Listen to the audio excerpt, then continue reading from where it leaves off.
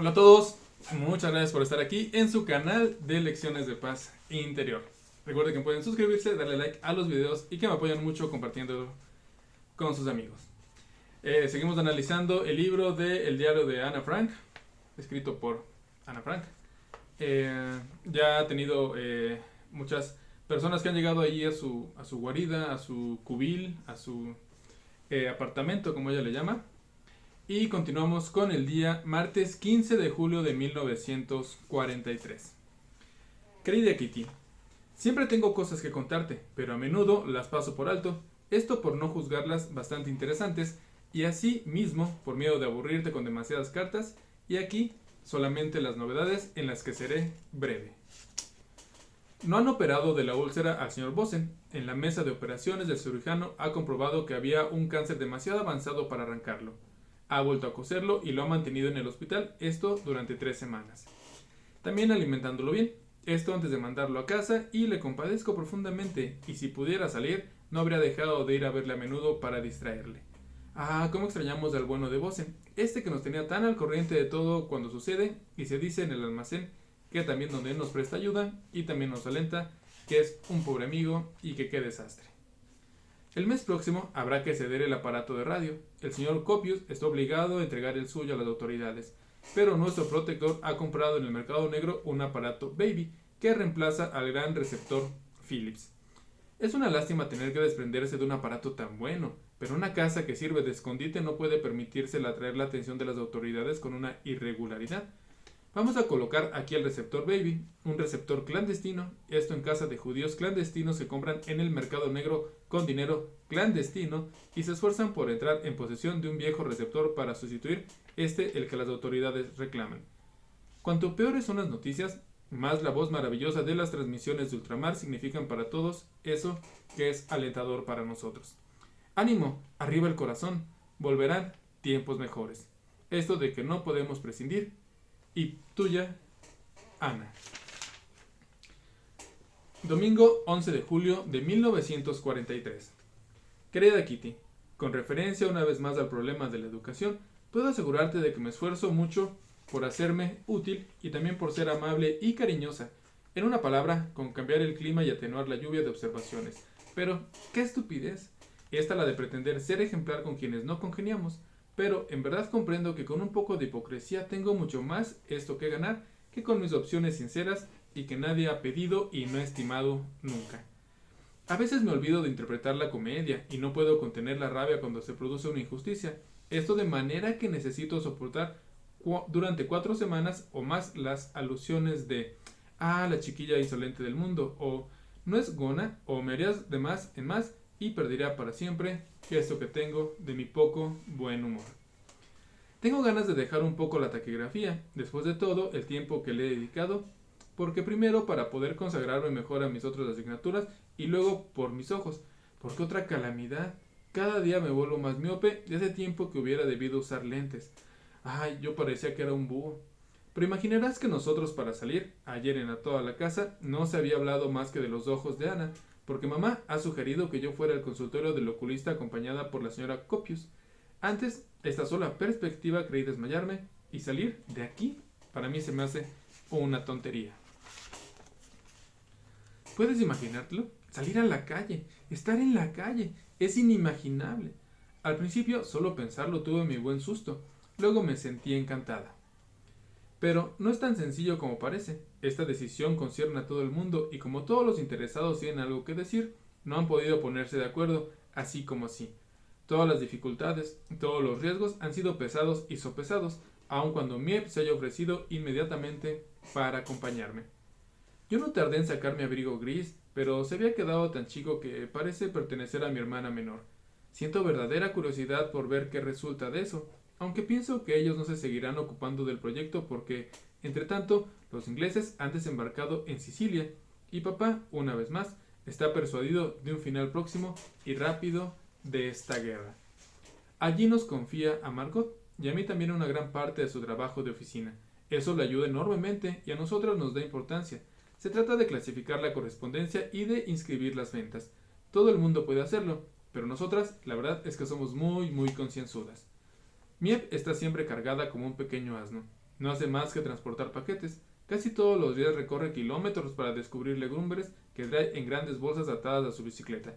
Cada sábado, fielmente llega con 5 libros de la biblioteca.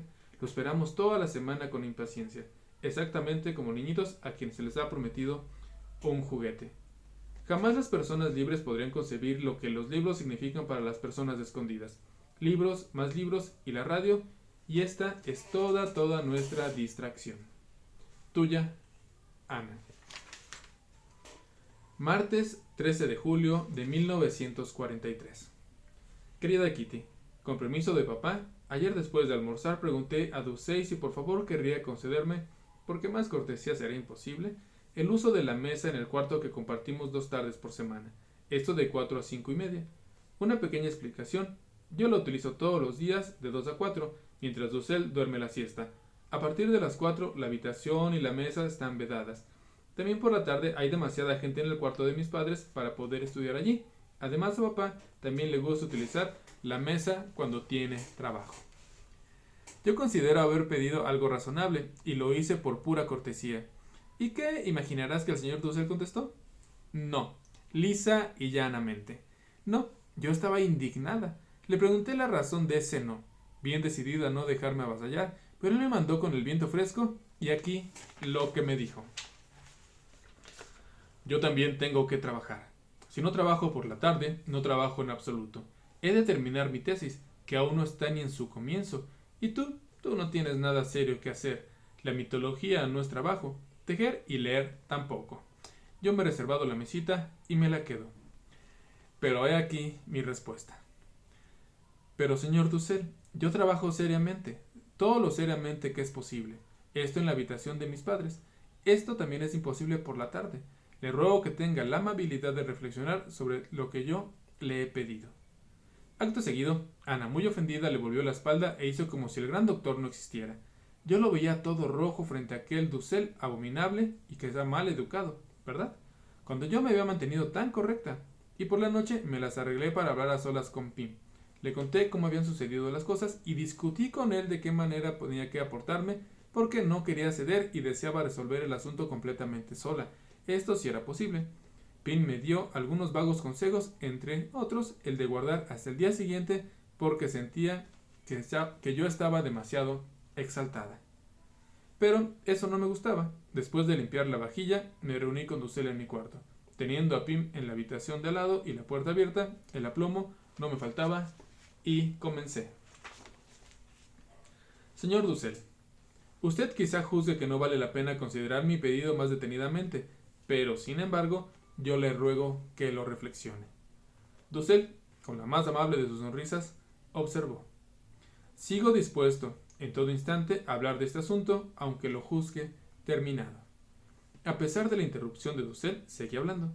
Cuando usted llegó a nuestra casa, quedó bien atendido que, al compartir la habitación conmigo, compartiríamos también su uso, y usted aceptó ocuparla por la mañana, en tanto que yo dispondría de ella por la tarde. Toda la tarde. Ni siquiera le pido tanto. 2 tardes por semana me parece cosa razonable. Dussel saltó como si una fiera lo hubiese mordido. Tú no tienes ningún derecho. Y además, ¿a dónde quieres que vaya yo? Le diré al señor Van Damme que me construya un compartimiento en el granero para trabajar allí tranquilo. Aquí no se está tranquilo en ninguna parte. No se puede vivir contigo sin reñir. Si tu hermana Margot hubiera venido a pedirme lo mismo, y eso estaría más justificado, yo no habría pensado siquiera en negárselo. ¿Pero a ti? Siguieron entonces las mismas monsergas, la mitología, el tejido, etc. Es decir, humillaciones para Ana. Ella, sin embargo, no se dio por aludida y dejó terminar al señor Dussel. Pero, ¿qué quieres? Contigo es inútil cualquier discusión. Tú eres del egoísmo personificado, solo piensas en hacer lo que se te antoja, no retrocedes ante nada ni nadie con tal de salirte con la tuya. Nunca he visto una niña igual, pero en resumidas cuentas, me veré obligado a aceptarlo. De lo contrario, no terminaré de oír más tarde que Ana Frank ha fracasado en sus exámenes porque el señor Dussel se negó a cederle la mesita a la señorita. Y así sucesivamente, sin miras de acabar, a la larga, yo no podía seguirle. Ahora pensaba, voy a darle una bofetada, que se estrellará contra el pecho o contra todos sus embustes, y era que me decía a mí misma, pero también decía, no pierdas la brújula con ese tipo que no vale la pena. Por fin, el señor Dussel se quedó sin resuello, pero a la vez el enfado. Y el triunfo leías en su cara cuando dejó la habitación, esto con su gabán de bolsillos repleto de papelotes. Yo corrí hacia papá para repetirle mi pequeña discusión, esto con todos sus pormenores, por si acaso no lo había escuchado. Pim decidió volver a hablar con ellos de Dussel, eso esa misma noche. El diálogo duró 1 hora y media. Ellos recapitularon poco más o menos y, como sigue, también decían cosas como que se trataba de saber si Ana tenía o no el derecho de esa mesita. Papá le recordó que ellos ya habían hablado antes de eso. Él había tenido la debilidad, en aquel momento, de darle la razón para mantener el prestigio de los mayores, esto frente a los chicos. Pero pensándolo mejor, concretó papá, tenía que admitir que se había equivocado. Dussel protestó y dijo que Ana no tenía ningún derecho a tratarle como un inoportuno, que se apodera de todo. Papá contestó a su vez, diciendo que él mismo acababa de ser testigo de la conversación entre Dussel y yo, y que nada semejante había sido dicho. Algunas observaciones aún, de una parte y de la otra, y papá terminó por defender mis estudios y que Dussel denominaba mi egoísmo y mis sutilezas, y ésta se contentó con refunfuñar. Por último, no tuvo más remedio que acceder y dejarme estudiar 2 tardes, sin interrupción hasta las 5, y ha adoptado un gesto de suficiencia, y no me he dirigido la palabra durante 2 días. A las 5 en punto viene a tomar posesión de su mesita, a las 5:30 por pura niñería, naturalmente. Una no puede pedir a un viejo mono de 54 años que cambie su manera de ser. Tuya, Ana. Viernes 16 de julio de 1943. Querida Kitty, un robo más, y esta vez de veras. Esta mañana, a las 7, Peter, cuando bajó al almacén como de costumbre, notó inmediatamente que la puerta del almacén, así como la puerta de entrada, estaban abiertas de par en par. Informó de Jopin, el que se apresuró a fijar la aguja del dial del aparato de radio, esto en la onda de Alemania, y a cerrar cuidadosamente la puerta del despacho privado antes de volver a subir con Peter. La consigna para estos casos: no abrir ningún grifo y por tanto no lavarse, mantenerse quietos, estar en acecho hasta las 8, no utilizar el WC, consigna estrictamente observada. Los 8 sabíamos que habíamos dormido bien durante la noche y nos alegrábamos de no haber oído nada. Solo alrededor de las 11:30 el señor Copius había venido a contarnos toda la historia. Los rateros debían de haber abierto la puerta de entrada con una ganzúa y forzada la puerta del almacén. Como allí no había gran cosa que robar, habían probado suerte, esto con el primer piso. Se han llevado 2 cajitas conteniendo 40 florines, tarjetas de traspaso de valores y, lo más importante, todos los bonos de azúcar que representan una provisión de 150 kilos. El señor Copius piensa que estos ladrones y nuestros misteriosos visitantes, estos de hace 6 semanas, que entonces no lograron abrir las 3 puertas, deben ser los mismos. Este incidente ha tornado de nuevo tormentosa la atmósfera, pero el anexo no parece por ello resentirse. Hemos tenido la satisfacción de haber podido conservar las máquinas de escribir y la gran caja, que subimos a casa todas las noches para colocarlas en nuestros armarios. Tuya, Ana. Lunes 19 de julio de 1943. Querida Kitty, el domingo el norte de Ámsterdam ha sido rudamente bombardeado. Una devastación espantosa. Calles enteras en ruinas, y hará falta cierto tiempo antes de poder retirar todos los cadáveres. Se han contado hasta ahora 200 muertos y numerosos heridos. Los hospitales están atestados y se oye hablar de niños en busca de sus padres que están perdidos bajo las cenizas aún calientes. Me estremezco al pensar en el refugio sordo y lejano que era para nosotros el presagio de esta destrucción. Tuya, Ana. Viernes 23 de julio de 1943. Querida Kitty, quiero contarte lo que cada uno de nosotros desea hacer al salir de aquí. Lo que más desean Margot y el señor Van Damme es meterse hasta la barbilla en un baño muy caliente y quedarse en él por lo menos media hora. La señora Van Damme, antes que cualquier otra cosa, quiere ir a comer golosinas. Dussel no puede pensar más que en elote. Su mujer, también, y su mujer. Mamá en su taza de café, papá en visitar al señor Bosen, Peter en ir al cine, y yo me sentiría extasiada y tan contenta que no sabría por dónde empezar. Lo que más deseo es estar en mi casa y poder circular libremente, moverme y en fin ser dirigida en mis estudios, y es decir, volver a la escuela. Lo que yo más deseo es estar en mi casa, poder circular y estar en todos esos lados. Eli nos ha regalado frutas, al precio que están, uvas a 5 florines, el kilo de grosella 70 centavos de libra, un durazno medio florín, melón florín y medio con un kilo, y todas las noches puede leerse en los diarios decir que el alza de los precios es una especulación. Tuya, Ana.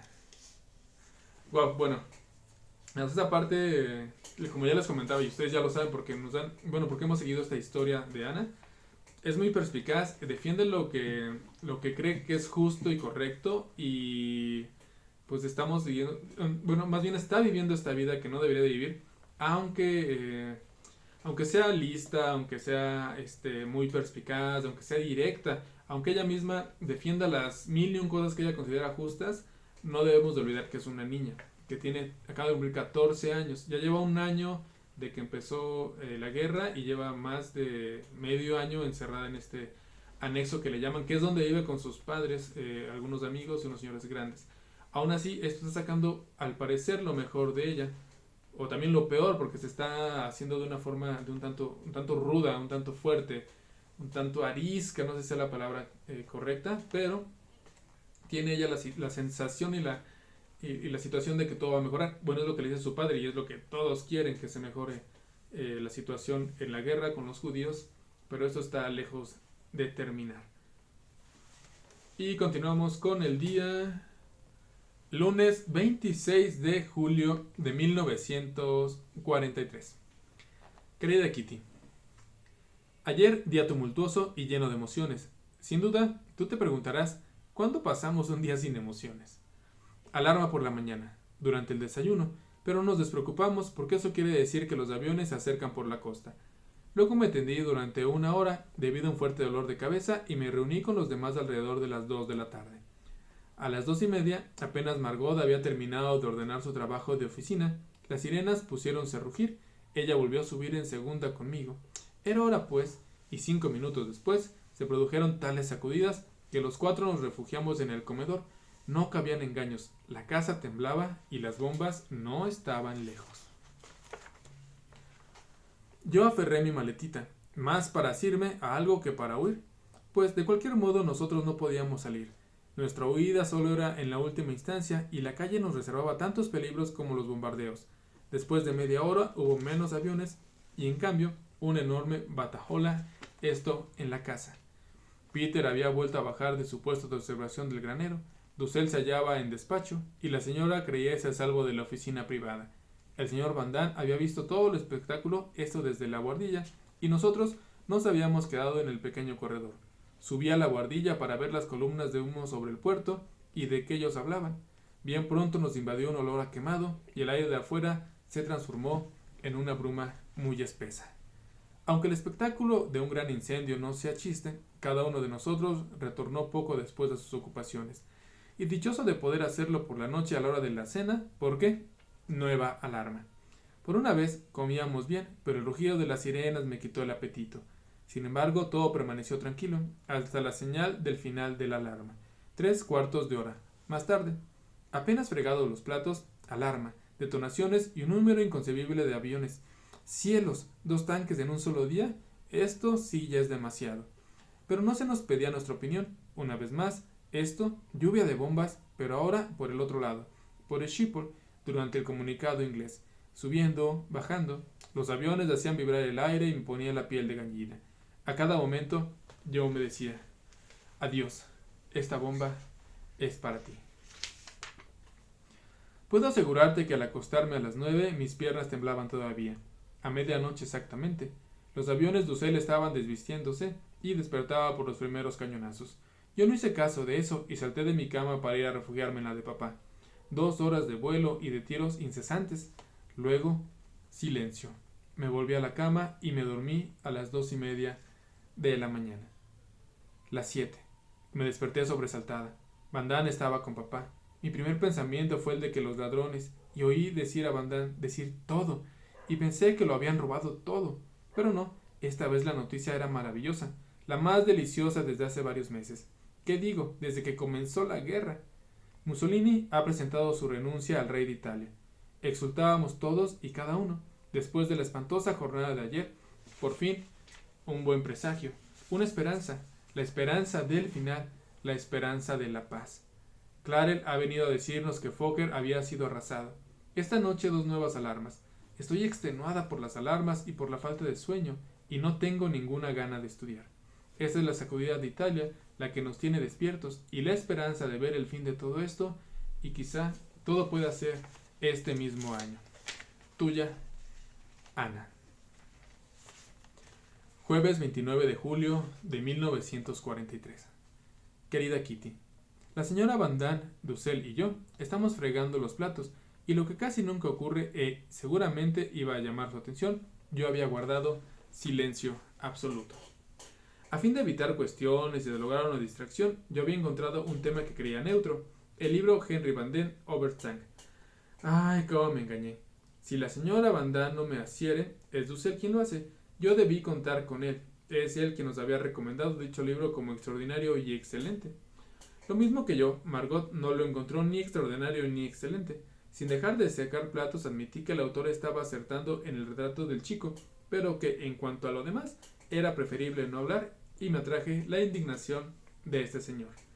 ¿Cómo puedes comprender la psicología de un hombre? Vaya y pase, si se tratara de un niño. Tú eres demasiado joven para un libro así, ni siquiera estaría al alcance de un hombre de 20 años. Entonces, ¿por qué nos lo recomendó tan calurosamente a las dos? Dussel y la señora Van Damme prosiguieron sus observaciones, esto por turnos. Tú sabes demasiado para tu edad, tu educación deja mucho que desear. Más tarde, cuando seas mayor, no encontrarás ya atractivo nada y dirás, todo esto ya lo leí en los libros hace 20 años. Apresúrate pues a enamorarte y encontrar un marido, pues si no, corres el riesgo de sufrir decepciones tras decepciones, y tú has aprendido todas las teorías, pero no te hace falta más que la práctica. ¿Qué concepto tan curioso tienen ellos de la educación al asusarme siempre contra mis padres? ¿Qué es lo que hacen en realidad? Y al callarse delante de una muchacha de mi edad, cuánto les sorprendo hablando de estas cosas para los mayores, pero sin embargo, en su opinión es un método también excelente, y viendo los resultados resultan preciosos. En el primer momento los hubiera bofeteado a los dos, que no encontraba nada mejor que ponerme en ridículo y estaba fuera de mí. Ay, si pudiera saber cuándo me veré libre de esa gente. La señora Van Damme, qué muestra. Y es ella una gran persona, quien debería de servirme de ejemplo. Pero sí me sirve de ejemplo, pero de mal ejemplo. Todos están de acuerdo en que es muy indiscreta, egoísta, hipócrita, calculadora y que siempre viene en desacuerdo sobre cualquier cosa. A esto puede añadirse la vanidad y la coquetería. En fin, indudablemente es una fantasmona. Podría escribir sobre ella volúmenes entero y, quién sabe, acaso un día me ponga a hacerlo. Todo el mundo es capaz de crearse una aureola. Esto con los desconocidos, sobre todo con los hombres, la señora es amable y así engaña de buenas a primeras. Según mamá, es demasiado tonta y no vale la pena atormentarse por ella. Margot es considerada insignificante. Pim la encuentra demasiado fea, física y moralmente, y yo, que al principio no tenía ningún prejuicio, debo admitir, tras muchas vueltas, que tienen razón los tres, y estoy lejos de ser demasiado severa. Tiene tantos defectos que no hay por dónde tomarla. Tuya, Ana. Postdata. Te advierto que, al escribir lo que antecede, estoy todavía bajo los efectos del enojo.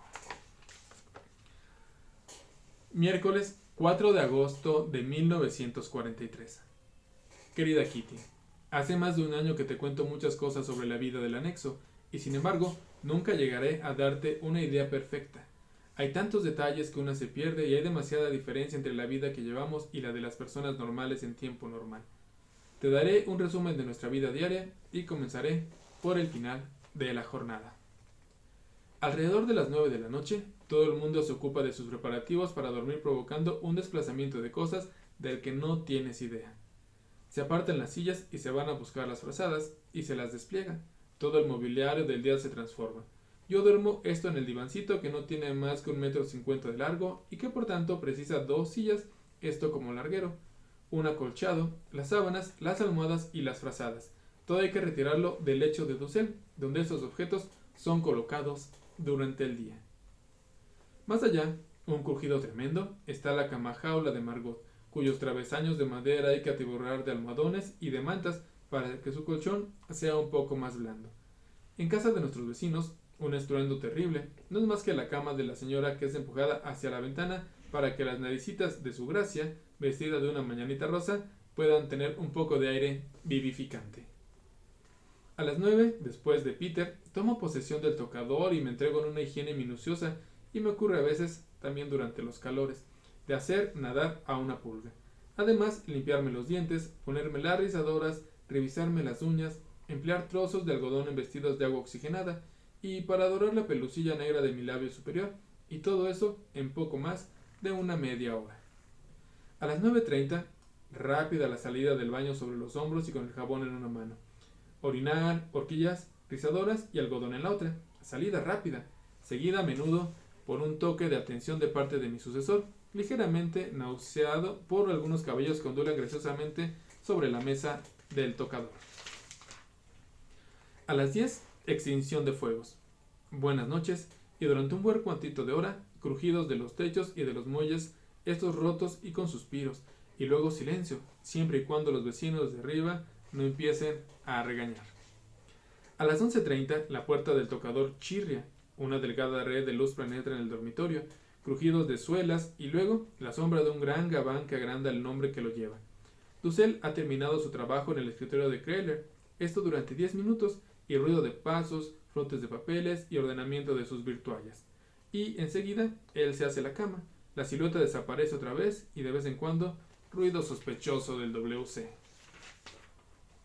A las 3 me levanto para hacer una pequeña necesidad, esto en la vasija de hierro enlosado, esto la que utilizo como orinal, que está bajo mi cama y sobre una alfombrita de goma que protege el piso. Cada vez que ello me ocurre, retengo la respiración, pues tengo la impresión de oír una verdadera caída de agua precipitándose desde lo alto de una montaña. Repongo el orinal en su sitio y la pequeña forma blanca en camisón, y la obsesión de Margot, que al verla exclama siempre, ¡oh, qué camisón tan indecente!, y vuelve a su cama. Sigue por lo menos un cuarto de hora de insomnio, escuchando los ruidos nocturnos. ¿No entran ladrones en la casa? Además, no hay ruidos esto de las camas, arriba, al lado, en la misma habitación, que me informan sobre los que duermen y los que se agitan. Si es Dussel quien no puede dormir, resulta muy fastidioso. Primero percibo un ruidito como de un pez que traga aire, repetido no menos de 10 veces, esto sucesivamente, y también se humedece los labios, creo. También hace chasquear la lengua o bien da vueltas y también más vueltas, interminablemente, hundiendo las almohadas y 5 minutos de inmovilidad completa. Pero no hay que hacerse ilusiones. Estas maniobras pueden repetirse hasta 3 veces antes de que el doctor Dussel se amodorre por fin. No es improbable esto que nos sorprenda entre la 1 y las 4 de la madrugada, también por los aviones y las detonaciones ininterrumpidas. Casi siempre yo ya he saltado de la cama antes de saber qué ocurre. A veces sigo pensando o repasando mis verbos irregulares franceses o regañando mentalmente con nuestros vecinos, y en tal caso yo mismo me sorprendo de encontrarme todavía en mi cuarto cuando suena el final de la alarma. Pues también habitualmente me apodero presurosa de una almohada y de un pañuelo, me pongo en un batón y corro en zapatillas hasta donde está papá, esto como lo ha dicho Margot, en un verso de aniversario que dice: en la puerta, al primer disparo, la puerta gime y es más que seguro que llegan el pañuelo, la almohada y la chiquilla. Llegada al lecho paterno, tengo menos miedo, salvo cuando las sacudidas son demasiado fuertes. Y a las 6:45, ¡ring!, es el pequeño despertador que puedo hacer oír su voz a pedido, y a veces también por sorpresa, de ring ring, la señora lo ha parado. Crack, el señor se ha levantado, pone algo a hervir y hace sus abluciones. A las 7:15 chirria la puerta, le toca el turno a Dussel, eso de prepararse. Ya sola descorro las cortinas y el nuevo día principia en el anexo. Bueno, así es una noche en el anexo, que yo le llamaba departamento, pero no es el anexo donde vive Ana Frank con sus familiares. Y al parecer es una casita, algo como un dúplex, algo muy pequeño, donde tienen que acomodarse todo. Los que han tenido un catre o han vivido en un catre sabrán de qué habla esta Ana, porque las cosas tienen que quitarse, tienen que ponerse, tienen que doblarse, tienen que levantarse. Y aunque ya estés acomodado, pues ya de eso no implica o no de entender que vas a pues a dormirte inmediatamente. Más que nada porque están esperando, pues ya ha habido incendios, ya están las bombas, están los aviones, tuvieron la buena noticia de que un ministro de Italia renunció, pero aún así la vida no se tiene comprada y mucho menos en un lugar donde hay tanto conflicto y donde hay tantos intereses, tanta guerra, tanta soledad. Y esto por las causas de unas solas personas que quieren hacerse del poder. Aún así, Ana tiene buen humor, intenta sobrepasarse o sobrepasar estas cosas para poder entender en qué mundo se encuentra. Yo casi siempre de los libros que leo me imagino las personas que son, igual si ustedes escuchan los audios, pues imaginen, la cuestión aquí es que Ana sí tiene una, ¿sí se ve? Tiene una foto, esa es su cara. Entonces Ana sí tiene cara en este cuento, que es esta. Tiene cara, tiene mente, tiene espíritu, tiene valor, tiene sinceridad, tiene alegría y tiene pues ganas de vivir, que eso ya es mucho y es algo que muchos debemos de entender, ese valor que ella tiene. Pero bueno, este es el fin de este capítulo, espero les haya gustado. Ya saben que pueden suscribirse, darle like a los videos y compartirlo con sus amigos y activar la campanita de las notificaciones. Bueno, eso es todo por mi parte, espero les haya gustado. Si tienen alguna duda, algún comentario, déjenmelo aquí en la caja de comentarios, valga la redundancia. Eso sería todo por mi parte, cuídense mucho, que estén muy bien, muchas gracias y hasta luego.